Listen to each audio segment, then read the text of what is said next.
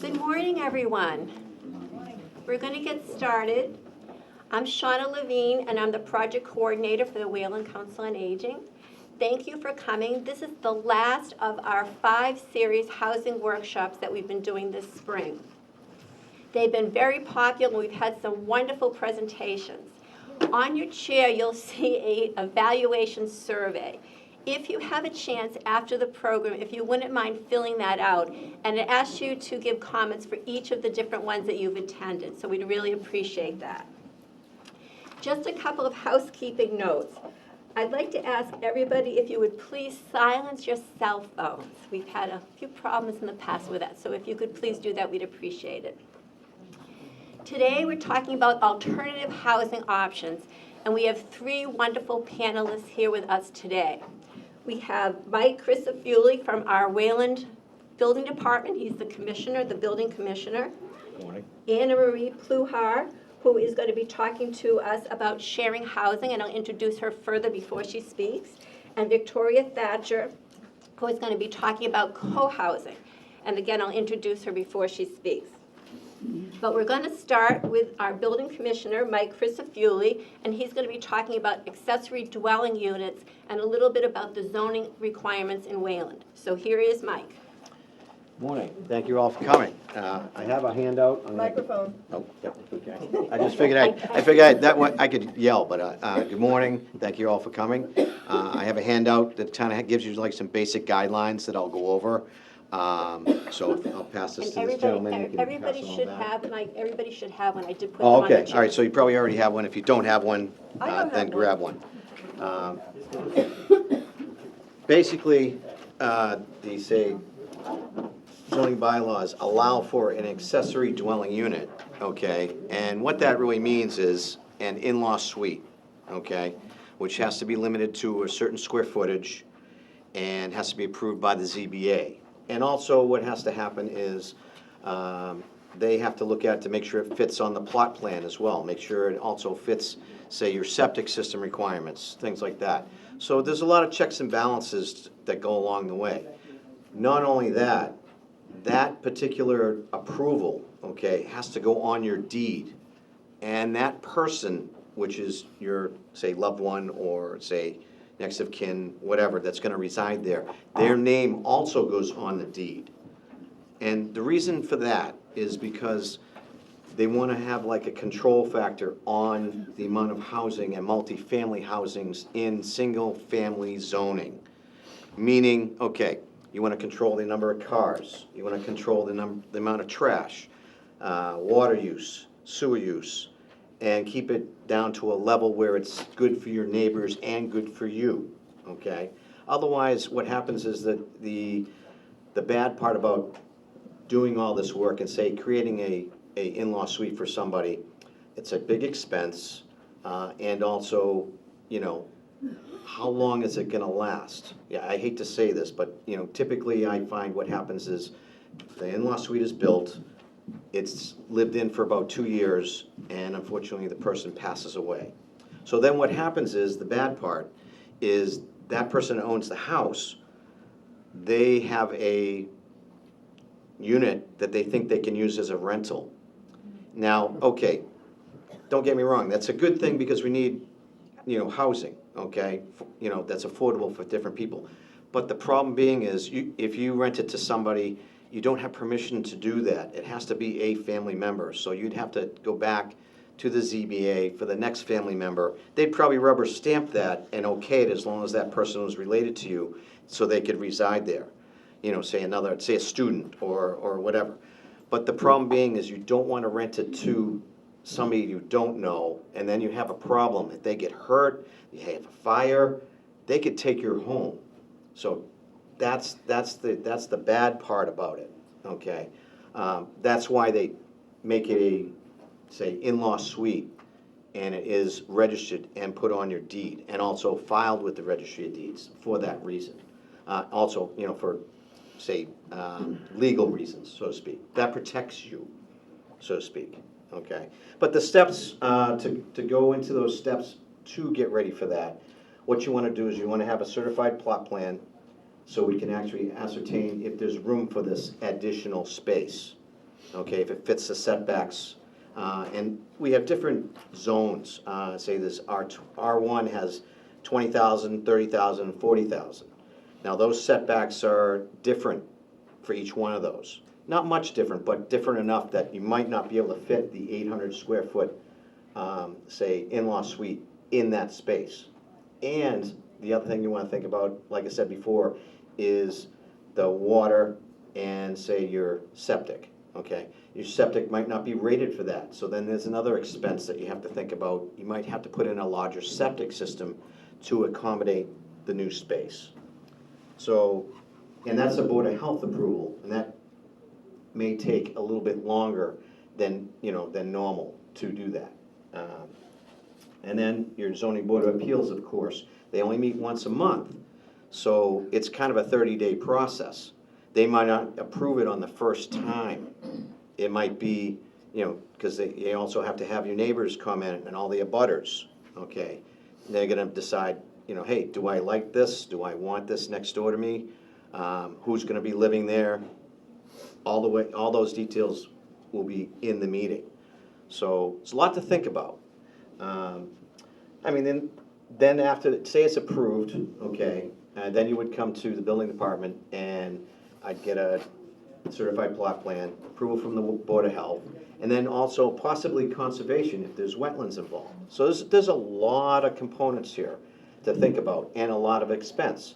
I don't want to scare you from it, but it's just a lot to take on. One of these ladies are going to talk about is probably shared housing, which is probably a better option than the in-law suite.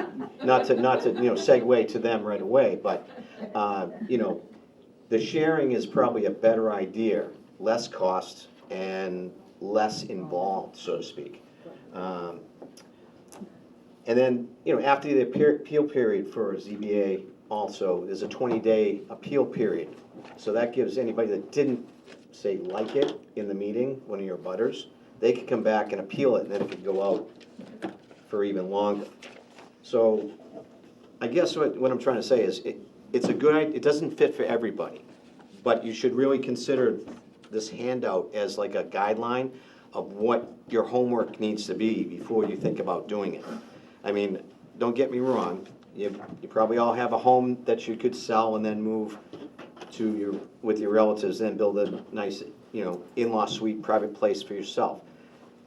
All well and good, but just think about all the other steps that you have to take to make sure that that's going to work for you, for your family, for your particular situation.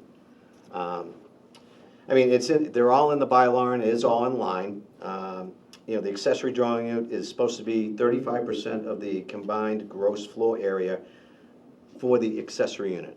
So what that really means is, I said 800 square feet. It could be a little bit more, a little bit less, depending on what's there in the beginning. So then, let's see. Also, like I said, there is another bylaw in here that has been approved a couple times. There is one on Boston Post Road, say number 178 and 180. There is a separate dwelling unit that looks kind of like a shed that someone has got approved. And that was quite some time ago. I went and looked at the file. Those, I wouldn't recommend those, put it that way. It's almost like the tiny homes you hear about. Don't get me wrong, they're efficient, but I don't know if you want to live in 160 square feet. The in-law suite might be a better option for you, so to speak. Because that's a big change. Just to, you have to get rid of a lot of stuff, to be able to move into 160 square feet. I mean, that's the size of a dorm room. And you're thinking about when, like, your student goes to school, and you know how much the stuff they bring with them, and then they bring home. That's probably at least a truckload, put it that way. So, and that anyway has another caveat to it. If you had a shed or a barn that you're considering to do that with, it has to be in existence for at least 2 years before they would actually think about approving that. So that's another caveat to that, and it has to fit the zoning setbacks as well. So there's a lot of requirements. Let's see, what else is there? Of course, you need the basic other things, 2 means of egress, cooking, cleaning, laundry facilities. And that's very daunting to fit into 800 square feet or less. I mean, if you've ever been in an RV and they really kind of pack it in, that's kind of the size of I'm being kind of like overly zealous on that description. But that's the size when you really think about it and you get inside of what you're thinking about living in. 800 square feet isn't a lot. I think it's probably the size of this room or less, if I'm thinking correctly. 20 by 20 garage is 400. So this is almost double that. That's really all the space that you'll have. So think about that too when you decide to go about this type of venture, so to speak. But like I said, we'll help you along the way if you so choose to decide. But the best thing to do is to have at least all this information I have in the handout. At least look for that. You can look for it online, PeopleGIS. You could get the plot plan off of there, or at mass.gov and Middlesex County Registry of Deeds. If you don't already have that information in your, say, mortgage papers, or your family member's mortgage papers. If your bank did not supply you with a plot plan, I guarantee you signed for it. So you can ask them for it and actually make them go out and send another surveyor to give you a current one, and you won't have to pay for it because they owe it to you and you have it in your mortgage papers and you signed for it. I did that myself. I found out that they sent me a mortgage survey. And the difference between a plot plan and a mortgage survey, one's done with a metal tape, which isn't really, it's not stamped and signed by an engineer. The plot plan is, and that's done by an instrument with GPS, so it's exact, down to like the 1/4 inch or less. So that's the one you want, because that's the one that we're gonna require, and also all the other departments will require to locate where you wanna put your so-called new location, so to speak. But let's see if there's anything else that I have here. That's about it in a nutshell. But I mean, if you have any questions, I'll take those now. Go ahead. Did you say it's 800 square foot maximum metal? That is the minimum, so to speak, that says in the bylaw. It can be more because it is a percentage. I use 800 as a base because that's usually, in most cities and towns, that's what they use. And that's kind of what it's come out to with the calculations, depending, because the median house size has been, that have asked for these, it's come out to about 800 or less. So it can be a little bit more, but it can't be more than the percentage in the bylaw, which is What's the percentage? 35%. So that can be a lot, depending on the size of the house. Is the assumption is that this is being done within the existing envelope because of that? Because you're saying a percentage? No, it'd be an addition, but it'd be the 35% of what they already have. Okay. So in other words, say your house is 2,000 square feet, it's 35% of that added onto it, provided there's space for it, provided there's septic for it, And is there any difference if you're doing this within the confines of an existing envelope? In the confines of the existing home, say you took over a garage or something like that, that would count also, because the garage wasn't originally living space. But say if it was like a living room that you decided to make into this, yeah, that would be considered the same amount. In other words, that 35% of that.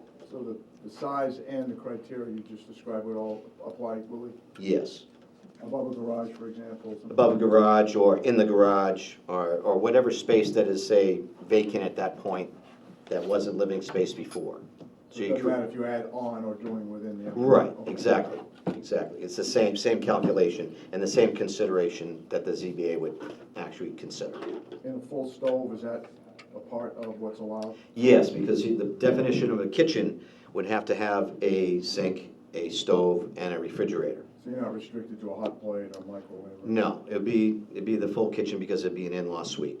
If you didn't want it to make an in-law suite, in other words, you were just creating an extra space or an extra bedroom, which is the other shared item is what I'm talking about you wouldn't have to go through ZBA. You could create that space and have, say, microwave and say, I'm saying a hot plate, like you're saying, no dishwasher and no sink, and you could have a bathroom and a bedroom, and that would just be in addition to a home, not necessarily an in-law suite. That's another option that you could do, provided you have the space for it, provided the septic is acceptable to that, and provided it meets the setbacks. So that is another option. That's a good question. So, any others? Go ahead. I think the zoning bylaw also includes making an affordable accessory apartment that could be rented and provide income for. Yes, it does. It is in there, but there are a lot of criteria for it. I didn't want to get into that detail because that one's a little bit more complicated. It's similar to the one that I said was on Boston Post Road, number 178, 180. That one met that criteria at that end, at that part. There is another caveat in that it has to be there for a certain amount of years. Not the 2 years that I stated before, but I think there's it was like 10 years or something like that. I haven't read into that part of it, but it is there are some other requirements in addition to that though. But yes, you are correct. Any others? Go ahead. Yeah, I noticed they're refurbishing the military housing, ex-military housing off Yes. of Oxbow Road. I was wondering if you could Yep, I talk can tell you about that. It's Launch Your Way. Yep. And basically, they're gonna stay the same, except for the garages are gonna become a little bit more living space. So the box will be the same, and they're gonna be doing with new roofing, new siding, new windows, new doors, and new interiors. And those will be affordable housing. And here's another caveat, they're gonna be built by volunteers, sort of like Habitat did. But this company that's doing the work, they're gonna train these people because they wanna get into the trades. So they're gonna teach them carpentry, plumbing, electrical, and things of that nature. So it's kind of a twofold project. It's kind of a nice, it's gonna create jobs and also give guys skills for years to come. So it's kind of a nice thing they're doing there. And you know, it'll bring them up. They've been sitting there for a long time, empty and vacant, so they'll be all, we'll put it this way, probably brand new, but the same size. They're not gonna be any different, they won't go any higher, so. And the addresses will stay the same, so.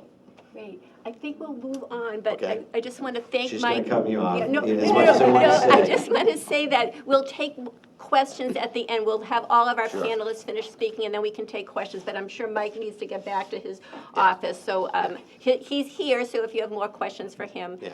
I'm sure they can just come Thank you down for to having your me, office. appreciate it. Thank you very much. That was great information. Next, I'd like to introduce Anna Marie Pluhar. Anna Marie is a Master's of Divinity, and she advocates for adults, especially older singles, to have a housemate, someone with whom they can share a home with. She is a founder of the nonprofit Sharing Housing, Inc., and the author of Sharing Housing, a guidebook for finding and keeping good housemates. She has 30 years' experience in corporate and nonprofit consulting, group facilitation, training development, and delivery, and is a graduate of Vassar College and the Episcopal Divinity School. So let's welcome Anna Marie. Thank you so much. Let's see whether technology is going to work.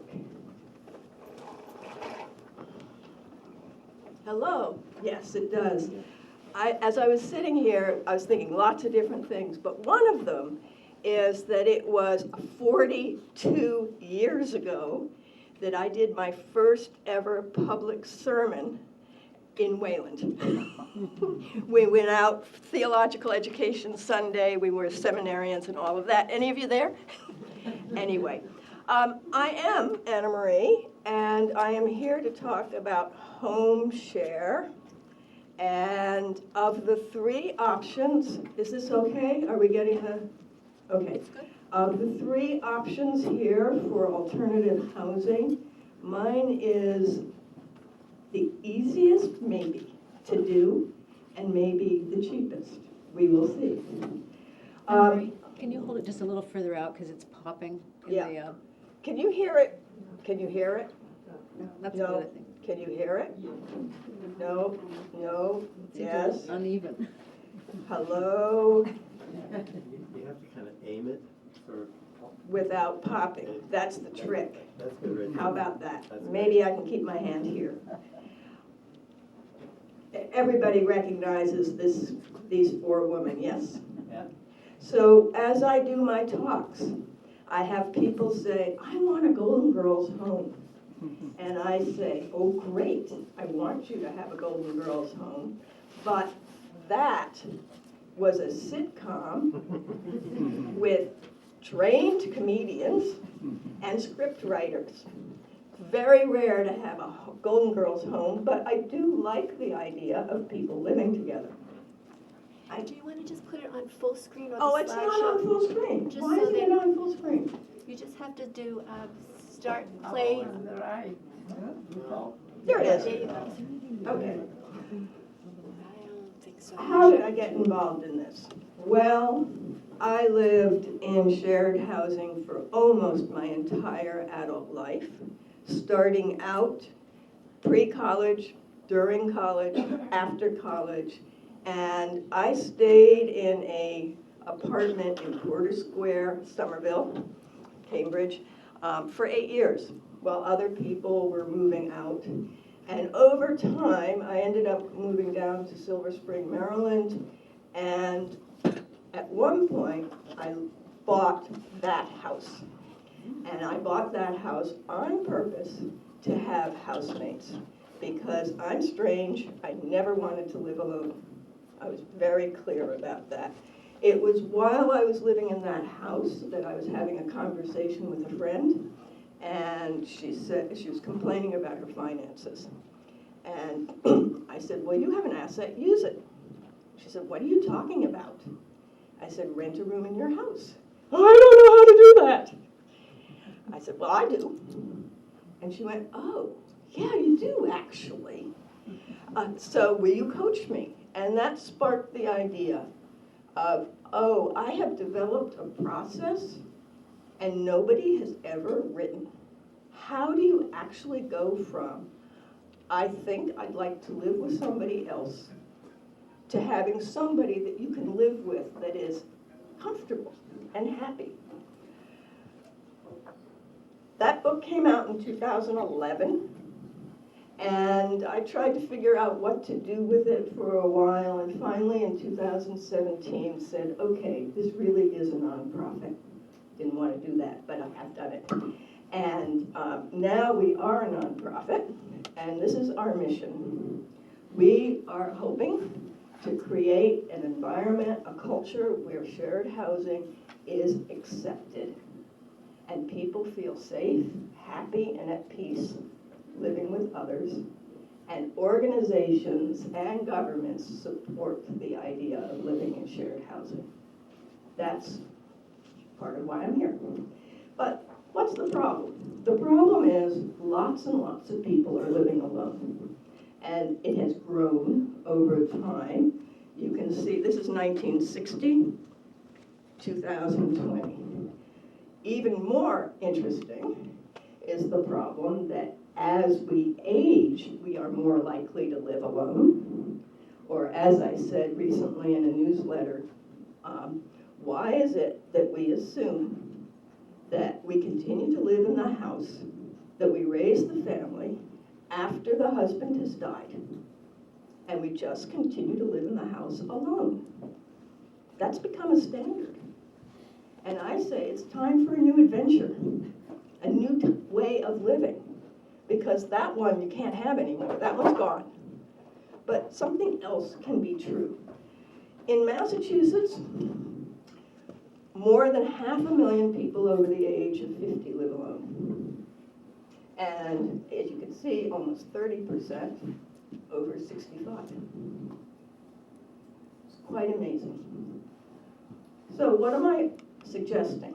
I am suggesting that people can have what I call a home mate, or two. Actually, I like 3 as a group, better than 2. Interesting. So a home mate, our definition, please use it, is somebody that you like and respect, very important, whose ways of living at home are compatible enough that everybody is comfortable. And the stuff about at home is so basic and stupid and nitty-gritty. Dishes in the sink, dust bunnies, piles, noise, etc. So here are a whole bunch of people whose pictures I have because I have interviewed them, and they're all living in shared housing in various different ways. On my website, sharinghousing.com, there is a section underneath blog that says stories about sharing. And these are all the interviews we've been doing with all different kinds of people. Up there, she's built an ADU, didn't want anybody on her land, discovered she loved it. These two were sort of friends. One broke up a divorce. They ended up buying a house together. He's hosting an Afghan refugee and is loving it. These two started rooming together in nursing school, and they kept doing it. And they finally bought a condo together. And I think the blog is called In the Meantime, because they both expected to get married, but they never did. These three started to live together after one had an accident. This one here, he and his partner have decided to have a house on purpose to give people dying of cancer a place to die at home. Asheville, North Carolina. These two, the one in purple has Parkinson's and decided she needed help. She and Deb are so happy about their arrangement. They're starting home share in Tucson, Arizona. She came up to me after I did one of these kinds of presentations and said, I lived like that for 30 years. I never thought nothing of it. And these are a brother and sister, their spouses, and their children. They've been living together for 25 years. So this is just a sample of what's on the website. But what my point is that people who live in shared housing just do it. They don't talk about it. And people who have bad housemates tell stories. So you hear bad stories, you don't hear good stories. All right, next one. I am so big on shared housing. I need to let you know that I understand this.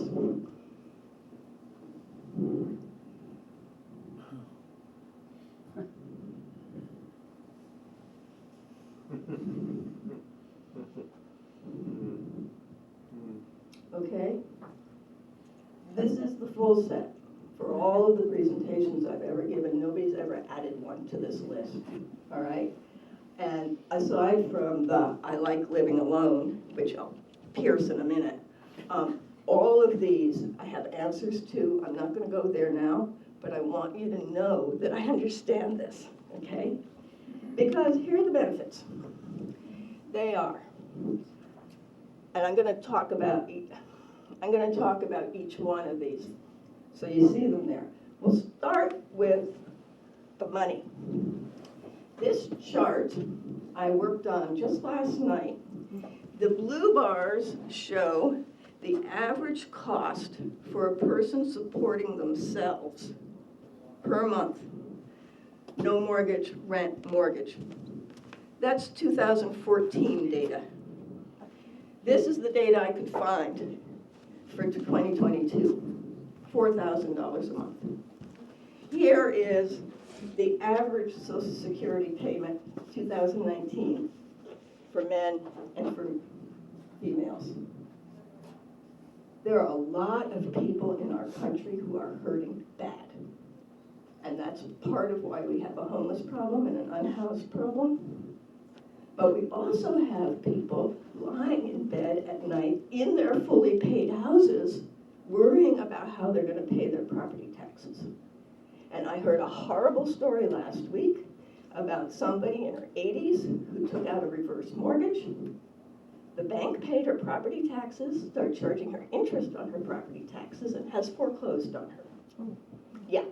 So I got the phone call from friends of friends of friends, could I be helpful? The only thing I said is call Bernie, our senator. I live in southern Vermont.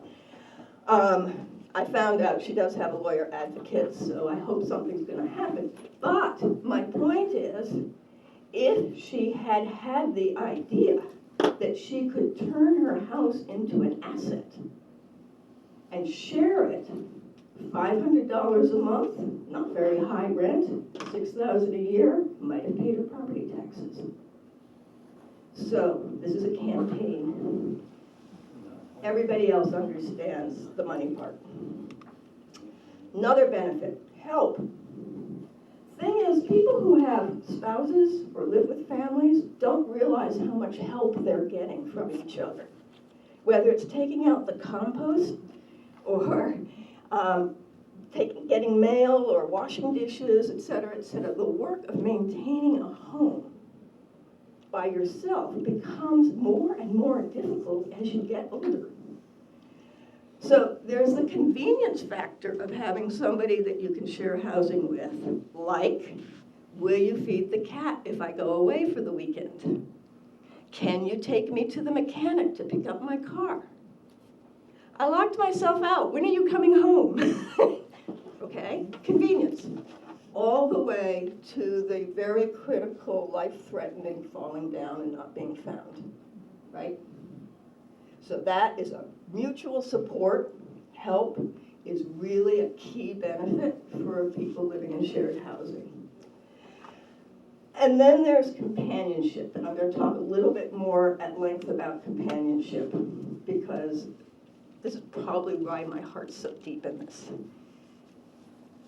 We used to live like this for millennia, in tribes of 50 to 100 people.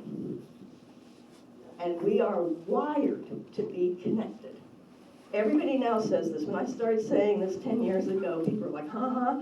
But now the Surgeon General just came out with the report on chronic loneliness last week, 2 weeks ago. People are understanding how important it is to be connected to others. And what happens, unfortunately, when we're not, is we start feeling left out. And it's a childish, stupid, shameful emotion. Why everybody else is having a good time, why not me? And the problem with that is that people cycle down, and I think that this has become worse with COVID and the pandemic response and all of that. People cycle down into chronic loneliness. And chronic loneliness has real cost. $6.7 billion for Medicare annually. Yeah. There are physical, what we now know is that chronic loneliness, now, people living alone aren't necessarily lonely, got that?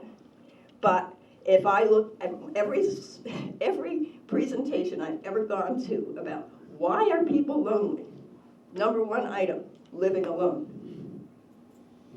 27% of the country lives alone. Chronic loneliness is more impactful on physical health than smoking 15 cigarettes a day. I'll stop there. There's lots of stuff that chronic loneliness does that is not great. And these people are housemates. It's the reason why there's a story. They live under a roof together and they interact daily. Now, of course, it's a story. And of course, that's a very fancy mansion in England. But it was very common in this culture, American culture, for people to board. Preachers board, teachers board, apprentices boarded, ranch hands boarded, widows had boarding houses. We used to live together much more than we have been in recent years. And why? What's been going on? Well, we have this culture. I'm independent. I'm reliable, self-reliant. I can take care of myself. In early days after my book came out, somebody wrote to me and said, I'd be ashamed to have a housemate. I was like, what? And she said, because it means I can't take care of myself. I was like, no. I think post-COVID, the culture has changed some around this stuff, but it is very deep and very powerful. And I will add, because I am exactly the right age, the feminist movement that came in the 70s, a woman needs a man like a fish needs a bicycle. Remember it? Right? So there's also this strong thing, I can take care of myself, which has led to this. Single family houses on block sizes, separated, no way to walk, nowhere to walk, no way to talk to anybody, et cetera, et cetera. And we're all realizing that this is a problem. I just came back from a conference where I found out that in Vermont, they're about to pass legislation that says you can have a duplex where a single family was once the only thing you could build. We're changing the law across the state by right. No neighbors can complain because we have a housing crisis, right? So I'm for people living together. Okay, so that's the benefit of companionship. Benefit of sustainability, kind of obvious. 2 people living, 3 people living together using less of the Earth's resources, right? Less toasters, 1 toaster, 1 ironing board, 1 vacuum cleaner, et cetera, et cetera. And then finally, a benefit that I call whole person health. And this comes out of my training, and it is that I believe human beings exist to give and to receive. That this is the fundamental human activity. And that if we don't have that opportunity on a daily basis, we shrivel up. And that's some of the data. And that just hurts, okay? So, 5 benefits for living in shared housing. How am I doing on time? Okay.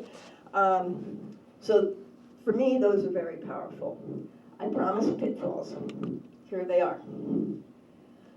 The wrong person moving in. That is the pitfall. How do we avoid that? Well, that's why my organization has all kinds of materials. I'll get to that in a minute. Dealing with stuff. We all have stuff. It is sometimes I have people who want to share housing and they're a homeowner, and I say, you have to clear out 2 rooms. And they go, oh. But those 3 people I showed you, they moved into one person's house, and what she said to me when I interviewed her was, I realized it was a lot of work to clear out 4 rooms, which is what she did, but it was less work than downsizing. Worth thinking about. And then finally, nobody likes change except a wet baby. Nobody likes change. Moving is one of the life stressors, right? Next to public speaking. Okay, so how do we get there? There are social service programs, which I call matching programs, that you can apply to and so on. There are few and far between. We don't have enough of them.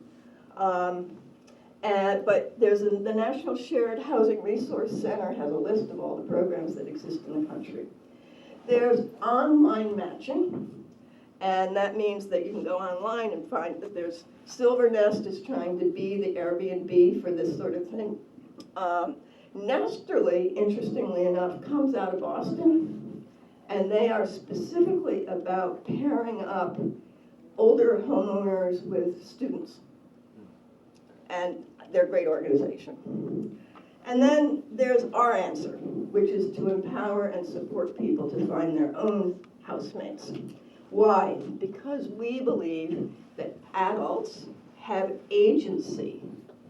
Adults have made important decisions in their lives before.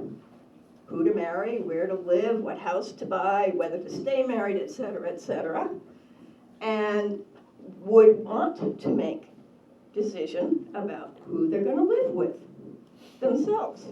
But, so we want to do, we want to do is empower people by showing you how to do the process.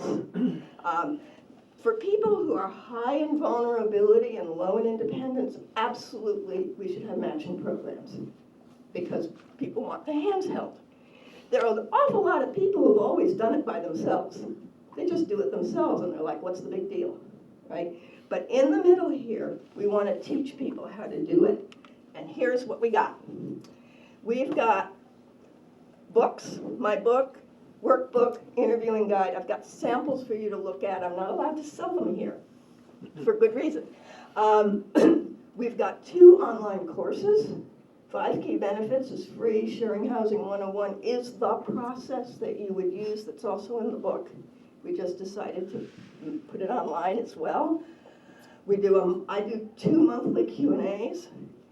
The next Discovering Shared Housing class is in September. That's 4 Zoom classes with me and creating participation for the people who are talking to each other. And that's what the website itself looks like. So I did not bring a sign-up sheet. Please sign up for our newsletter. If you're at all intrigued, it's a great place to start, right? And so I will leave you with this from Margaret Mead. I think it is an almost universal human need to have someone who wonders where you are when you don't come home at night. I'll take questions after the next one.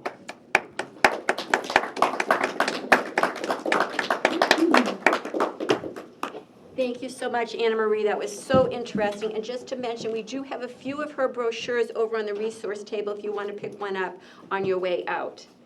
So, and again, we will be taking questions at the end.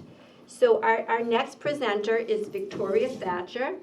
Victoria is a resident of Belmont and a retired academic, writer-editor, and the co-founder of Hager Homestead Senior Co-Housing. Victoria is a member of the National Association of Co-Housing, and she's going to be talking today about co-housing, which is a cutting-edge housing option and powerful antidote to our growing epidemic of social isolation and loneliness, especially among seniors. She will also share information about Hager Homestead, which is the first senior co-housing development in New England, which is currently under construction in Littleton. So I'd like to welcome Victoria, and we're going to get her set up here as well. Thank you, Shauna. Just give us 1 minute to change computers.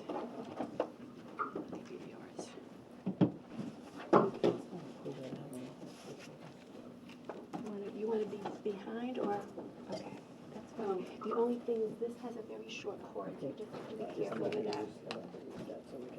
Oh, you're not going to show the video? No, we're gonna show the video. Oh, you're going to use your speaker. Okay, perfect. That's great.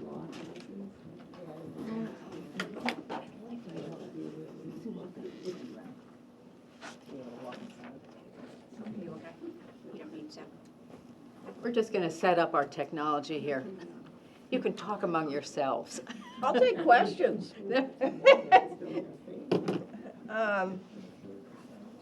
She should be all ready to go.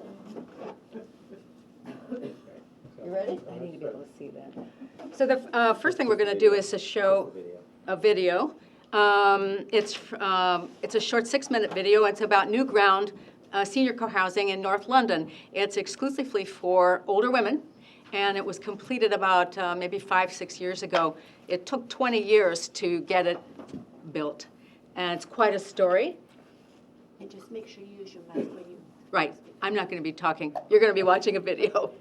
So,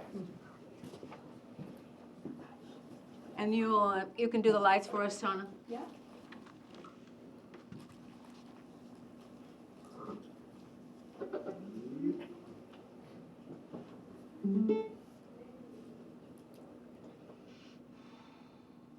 We wanted to be in charge of our lives. We wanted to make things better, to live longer, to live more creatively, and still have energy to give back to the community.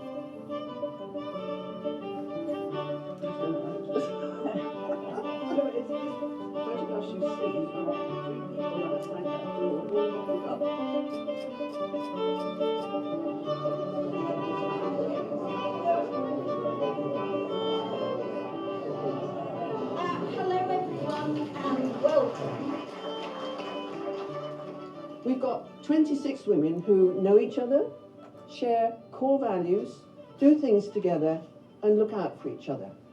What better neighbours could you ask for? Co-housing is where people have their own individual homes, which they can own and rent individually, and then they also have some shared resources, places where they can meet, have a meal, do things together. I found the co-housing model in Holland. The Dutch government had alighted on this idea as one that would keep older people healthier, happier, more active, and hopefully reduce their demand on health and social care services.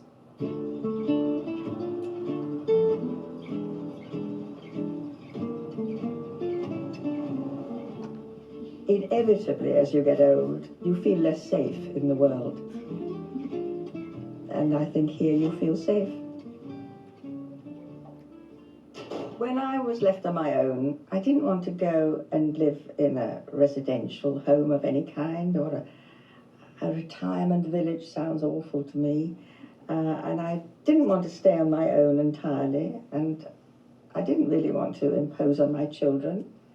So I started to look around for a different way of living.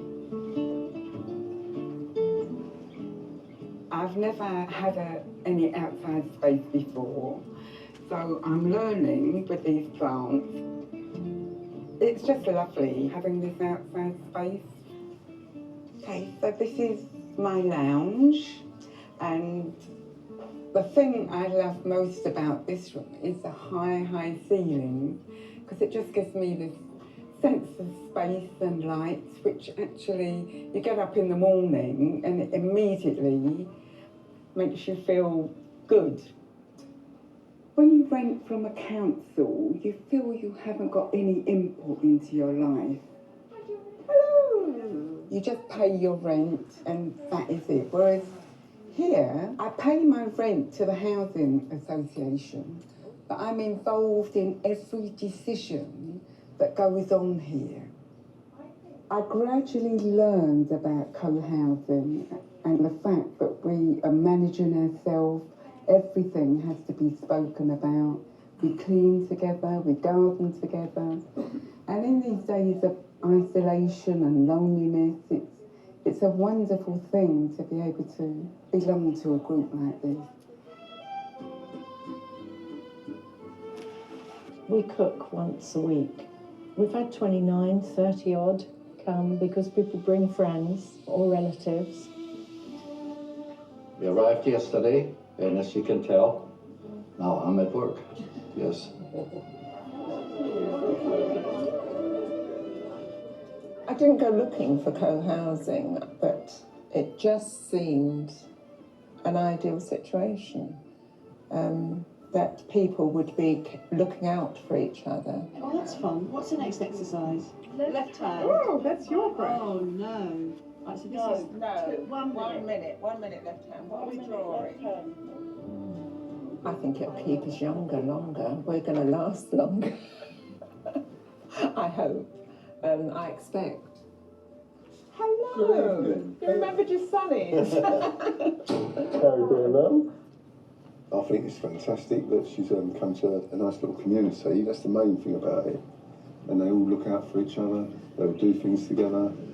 And I'm a bit redundant really, I don't have to come down there once a week and play Scrabble and have a meal, you know. But you don't have to, it's not compulsory. It's just like, you've just got so much else going on. Yeah, I fit you in. I'm not your highlight anymore, am I? Oh, you are.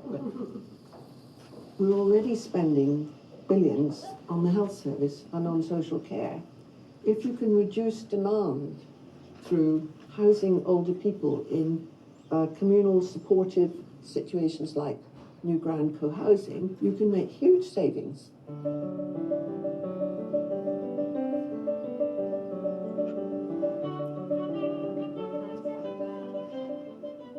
I would say most of the interest now in new co-housing schemes is coming from older people. And so this scheme, when it was launched, when people moved in, they had a little clip on the BBC News website, and I think by the end of the second day it had over 4.5 million hits. The more people that try to set up co-housing, the more successful it's going to be in this country. It's been hard for us, but we hope that it will be much faster for people in the future and that there'll be more help from government. There needs to be incentivization for older people to move to somewhere that meets their needs, not just their housing needs, but their needs for social connectedness.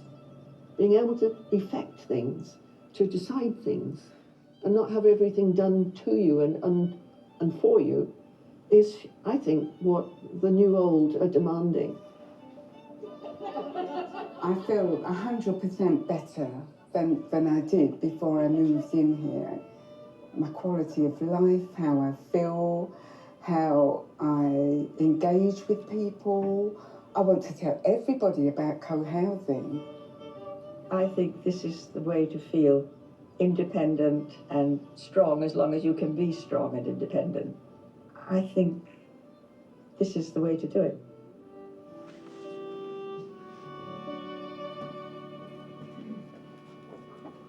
So that is New Ground Co-housing in North London. The most really totally unique group. It's the first and only co-housing in the world for all older women. So I'm Victoria Thatcher. This is my husband, Mayhew Seavey. We are the co-founders of Hager Homestead, which used to be called Middlesex Senior Co-housing, if any of you ever came to any of our earlier info sessions. We've been at this since 2016. I want to thank Shauna Levine and the Wayland COA very much for inviting us to this. The topic of senior housing could not be more timely or important given the silver tsunami, the baby boom tsunami that's going on right now, and the increasingly worsening housing crisis in this country, especially for seniors and young people. Mayhew and I live in Belmont. I grew up in Indiana. I married and lived in Holland for 15 years. That's where I actually learned about co-housing for the first time. I'm a retired writer and editor of scientific and academic writing. I worked at Northeastern and BU and Simmons College before I retired. My husband Mayhew is a born and bred Yankee. He's an electrical engineering consultant, still working. He has 2 adult kids, and he's on the brink of having 2 grandchildren. He had 1 already. So in 2016, we launched Middlesex Senior Co-housing. In 2018, we finally coalesced a core group. We partnered with a respected local developer. In 2019, he found land for us in Littleton. In 2020, we got permits from the Littleton Planning Board, and in 2021, construction began. If you drive on King Street in Littleton ever, you can see the construction site. It's pretty major, can't miss it. And the expected move-in date is beginning in late 2023 through early 2024. So the presentation today, am I in front of that thing? Hold on a second. No, you're good. Sort of stand like this. What I'm going to talk about today, we have a short PowerPoint presentation here on senior co-housing. What is it? And I've got on the front page here a community approach to aging in place.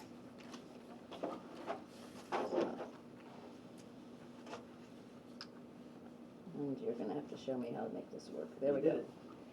So some of what I'm going to talk to you about is Anna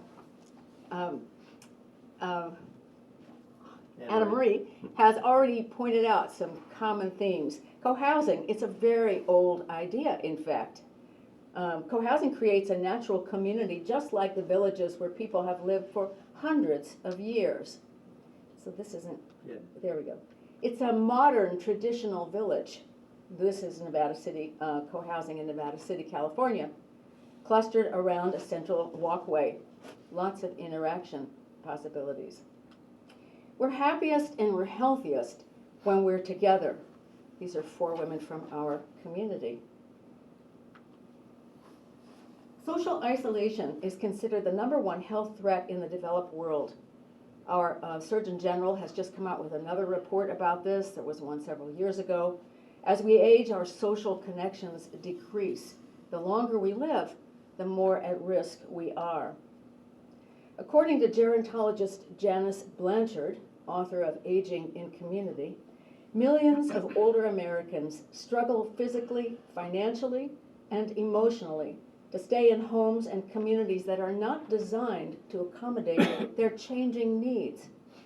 Without meaningful social connection and support, many suffer the same 3 plagues that afflict residents in nursing homes: loneliness, boredom, and helplessness. So what is co-housing?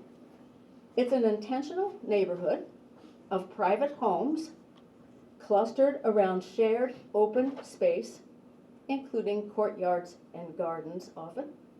That's a picture of Bristol Co-housing in Bristol, Vermont. It's built and managed by the residents. Each home has traditional amenities, including a private kitchen. It has shared spaces that include a common house with a large kitchen and dining area, laundry, and recreational spaces. Neighbors share resources while maintaining private lives.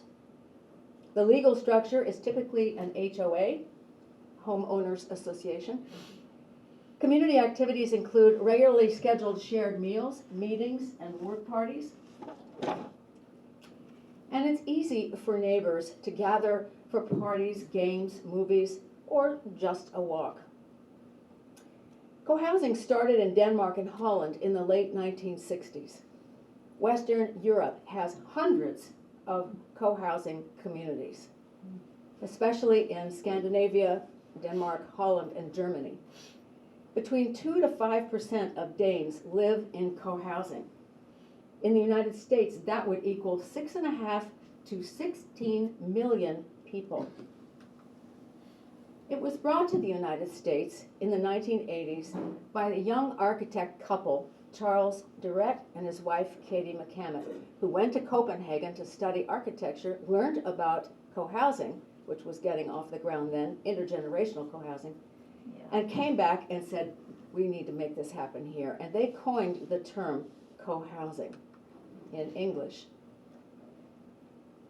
As of March 2023, there were 216 intergenerational co-housing communities in the United States and 23 senior co-housing.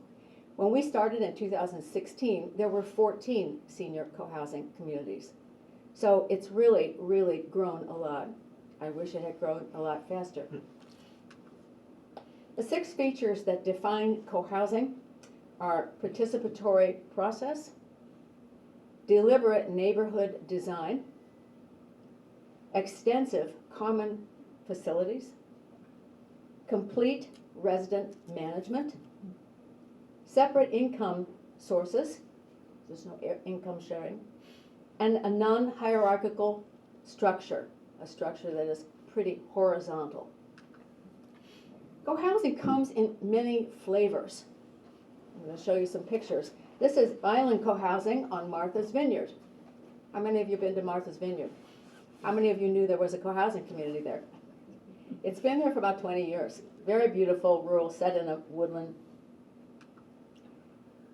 This is Durham Central Park in Durham, North Carolina.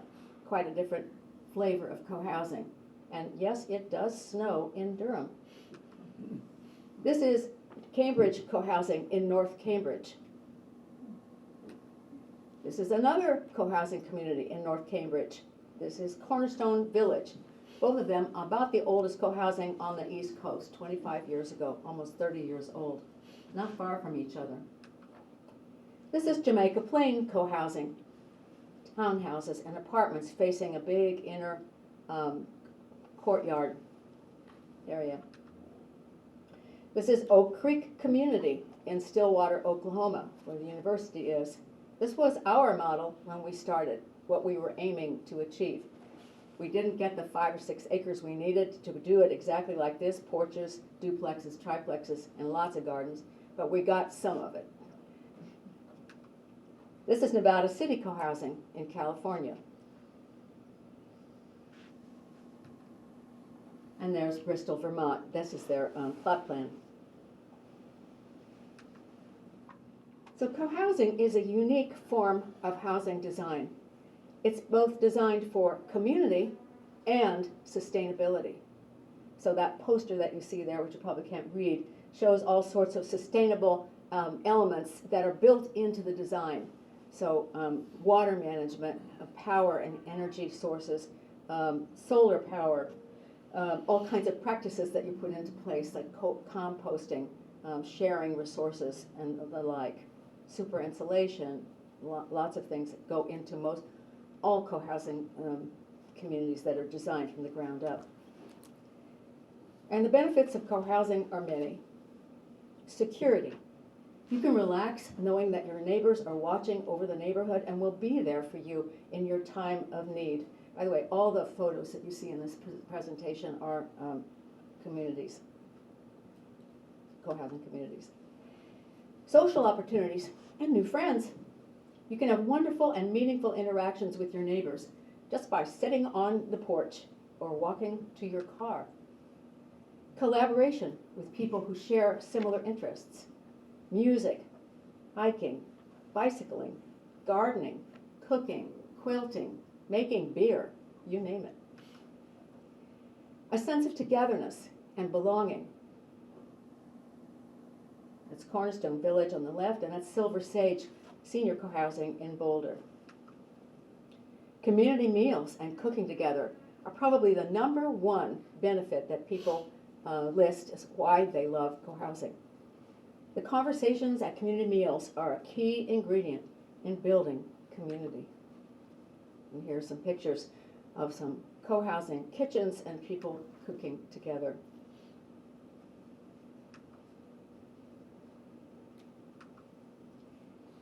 Another benefit is a way to share ownership of stuff and resources. Residents enjoy many shared amenities like workshops, tools, libraries, exercise equipment, and gardens, as well as the expertise of the people living in the community, many of whom in the co-housing world are people who've had careers in law or medicine or technology, teaching, nursing. It's a chance to be in charge and have purpose, to have a voice, to have agency in your world, even as an older person. A chance to increase your social capital and leverage your community's impact on the world. This is a public meeting with Charles Durrett on the left giving a talk in Stillwater, Oklahoma. So you have as much privacy as you want in co-housing. That's a shot from the film you just saw. With all the community you would want at your doorstep. You have the best of both worlds. Co-housing is especially great for seniors. It can bridge the care gap, what's called the care gap. Those years between when you need a little help with activities of daily living and when you need a lot of help. It's all about mutual help, mutual support, as Anna Marie referred to it. It's about I've got your back and you've got mine. With co-housing, you're not buying a house, you're buying a community. We like to say, you're buying a small house and, sorry, I got that wrong. You're buying a community and we'll throw in the house as well. Working together and building community is challenging. You have to participate, and there is a big learning curve. But it yields huge rewards in health and well-being. That's Wolf Creek Lodge, out west somewhere. That's Cornerstone Village. In security, beauty, and spirituality. And fun. Speaking of fun, why are these women smiling? These women who are in our community, because they are helping to create the first senior co-housing community in New England.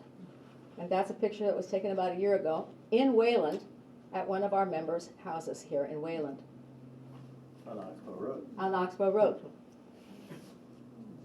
That community is Hager Homestead, 26 units on a 15-acre property in the center of Littleton, next to the new library and the future senior center.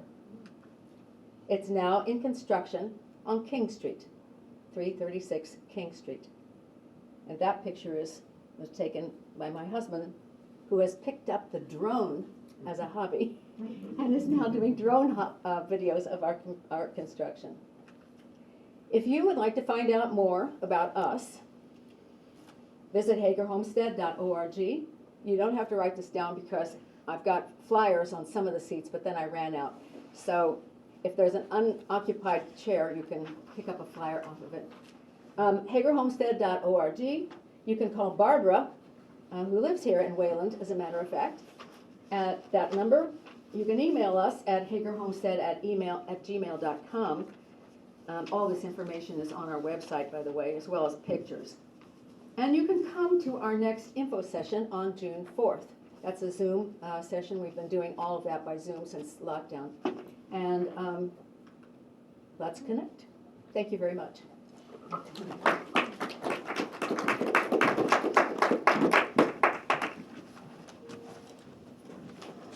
I'd like to thank both of our speakers, and at this point, we can take questions. Let me just grab the mic. Are there any questions for either Victoria or Anna Marie? No. Yes. Is one of the main differences purchase versus rental, or are they all purchase? Who are you asking? Is it me? Hager. Yeah, no, we don't have any rentals at this point. To get it built, we have to sell units. So we will have 8 affordable designated units out of the 26. Almost most of our market rate, all but 2, have been sold. They were sold, but they've turned over, so we're selling those.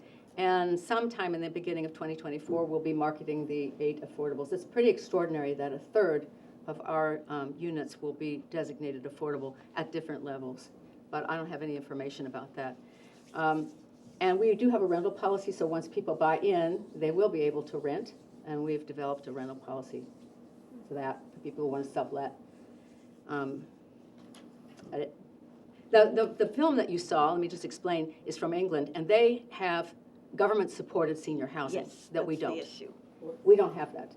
And so she's talking, what they did, there's women, it took them 20 years. Some of them died along the way, other women got on board to create senior co-housing for women that will also got support from the council, the local government from London, the way all other senior housing has.